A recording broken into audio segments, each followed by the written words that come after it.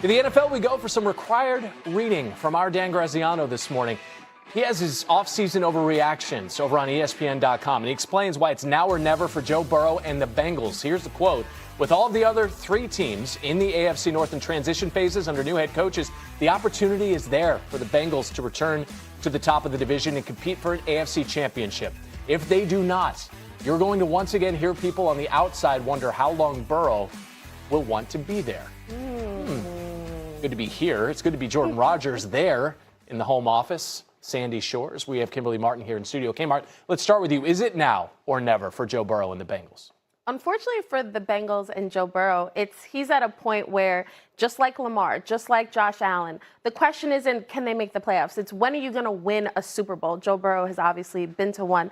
But also, Joe Burrow advocated for his head coach to keep his head coaching job, and he advocated before for his wide receivers to get paid all that money. So the question of how long does Joe Burrow want to be there, he sort of set the stage for this team to be what it is. So if they don't win it, my question is, when are they going to be able to? As this team is presently constructed, Jordan Rogers, are the Bengals a Super Bowl contender? I think they are this year. I think the question mark has always been defense, right? That's been their Achilles heel, and they addressed that in free agency. They went and got Dexter Lawrence, Jonathan Allen, Boye Mafe to address the defensive front, which had the worst pass rush win rate in the entire NFL last year. That was their problem. You know, Joe Burrow and Jamar Chase and T. Higgins are going to put up points. Defense is where they have to improve, especially in that division. If you're going to just get to the playoffs and Zach Taylor's going to keep his job, which they have to, if they miss it for the fourth straight year, there's going to be some massive reconstruction across the board there. But it's got to start up front defensively against Aaron Rodgers, against Lamar Jackson. That's where they made the biggest change. And with a healthy Joe Burrow, they can absolutely get to a Super Bowl. The defensive line is one thing. The offensive line is another, protecting Joe Burrow. But you mentioned Lamar Jackson off the top. Are the Bengals even the best team in their own division?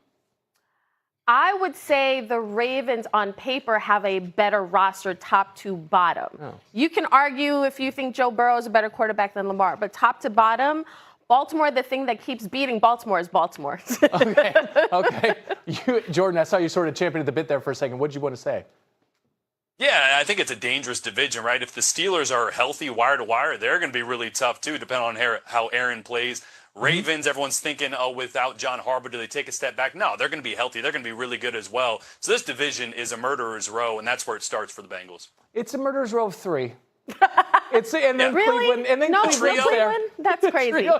That's crazy. He goes, a trio. All right, let's go from the AFC North to the NFC North. Well, actually might be the murderer's row. Caleb Williams is entering his second season under Ben Johnson. Last year, his first-year head coach nearly got Williams to become the first 4,000-yard passer in franchise history. It's 2026. Just 58 yards shy. Bears tight end Colson Loveland, meanwhile, speaking about the mentality heading into the season. Being the second year in the offense, everyone's a little more comfortable, moving a little bit faster, which is nice. But still got a long ways to go. Just trying to get the completion percentage up, be a little tighter, and then obviously win every game. The completion percentage sort of balloon going up in the air got us thinking, because Loveland's talking about for Williams at 58%. That was 32nd out of 33 qualified quarterbacks, only ahead of rookie J.J. McCarthy. Now, despite the massive improvements that Williams made with Ben Johnson, his completion percentage was lower under him than in his rookie season. Kmart, what have been the biggest takeaways so far from the Bears offseason, completion percentage aside for now? Well, boys, I can tell you, Caleb Williams is loving year 2 under Ben Johnson. The biggest reason, he doesn't feel like he's drowning like he was last year. And that's a quote from Caleb. He feels like he actually understands what's happening, which is scary because he was pretty scary last year on the field. I think when you look at him, confidence always sky high regardless of what's happening. But he just feels more comfortable. He's the leadership. When you talk to people in Chicago, it's always on par, even with his teammates. Even when he's hitting Luther Burden in practice for a 40-yard touchdown and Luther's in the end zone celebrating, Caleb was like, yo, get out of there, spike the ball. Like Caleb is taking that leadership on, and I think for Ben Johnson, he feels like as long as he and I are on the same page, the sky's the limit for our team. Jordan, how concerning is Caleb Williams' completion percentage going from year 1 to year 2?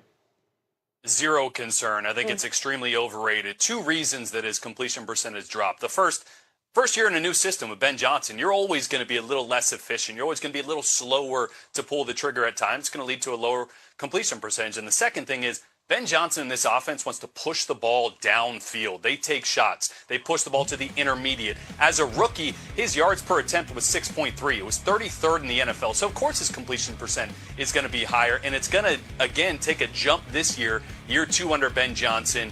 And, look, I love the fact that Caleb Williams is getting a chance to use the arm talent. Now, Ben Johnson's going to have to do one thing. He's going to have to teach this young quarterback that you don't always have to hit a home run every single play. And one thing that offensive coordinators always said when I sat in the meeting room with them, a shot called doesn't mean a shot taken. Just because we have an aggressive play call doesn't mean you have to make an aggressive throw. And I think that will be where Caleb Williams takes the next step, because Jared Goff was able to almost lead the NFL under Ben Johnson in yards per attempt. I think he was second in 2024, but he was also second in completion percentage. So you can be efficient while being aggressive. That's the maturation that we'll see from Caleb Williams year 2. Everything Jordan's saying is accurate. I think that's the hard thing for Caleb. The difficult, the tricky is what he loves and what he's so good at. But since his pro day, every team, every coach has wanted to see him do this simple. Just do this simple, and that can save you a lot. The Bears going to repeat. Tough. It is. It's tough for a quarterback that for his entire career, he's the most talented physically as an athlete and with his arm. He always wants to make the big play, and that's where Ben Johnson, it's more between the ears of teaching him, hey, that check down sometimes is your best friend. I'll call another shot. Don't worry. We'll get back to it, but give me 4 or 5 yards and we can move on. Jordan, you have the Bears repeating in the NFC North? Oh, I don't know. I don't think they repeat. I think the Lions are going to get better. Packers are going to get better. Vikings will be better. But I got the Lions or the Packers taking that one. Ooh. And Kimberly, you said it's hard for the Vikings to be worse. Is that what you said? I definitely. Is that what you? No. Yeah. I don't want to put words in your. No, I didn't. That was me who said Listen, because I have to go to Minnesota, so no. I'm joking. I did not. At least a little. How about a little health at the quarterback position in Minnesota? Jordan Rogers, we appreciate it. Kimberly Martin, we appreciate it. This week in Minneapolis. Edition of NFL Live. Booger, how do you expect things to play out there in Minnesota with this quarterback competition? I just wish somebody would come out and just be honest and say, you know what? Hey, the guy we had last year wasn't very good, so we brought in another guy that we think is better, and we hope that the other guy gets better, but until then, Kyler Murray is going to be our quarterback. I think we all would be very shocked and surprised if opening day rolled around and J.J. McCarthy was the starting quarterback. I think this is Kyler Murray's job to lose. I think the fact that Kyler Murray is there when he could have went other places lets you know that Kevin O'Connell and all the other guys want to work with Kyler Murray, Justin Jefferson, Jordan Addison, T.J. Hawkinson. I think the quarterback, more than any other team just about in the National Football League, is going to unlock the entire offense in Minnesota. So I hear you, TJ. I love the politically correct answer, but I think everybody knows that Kyler Murray is going to be the quarterback in Minnesota opening day. All right, next NFL Live segment needs to be just Booger responding to other people's comments. Like, this isn't what he actually meant. This is what he should have said. Because Boog's right, unfortunately. Exactly. Booger's 100% right. From the standpoint of T.J. Hawkinson said we have 2 really good quarterbacks, and the reality is no, they don't, because Kyler Murray would not be there. I think back to covering the Vikings last season, and Dan, you can attest to this.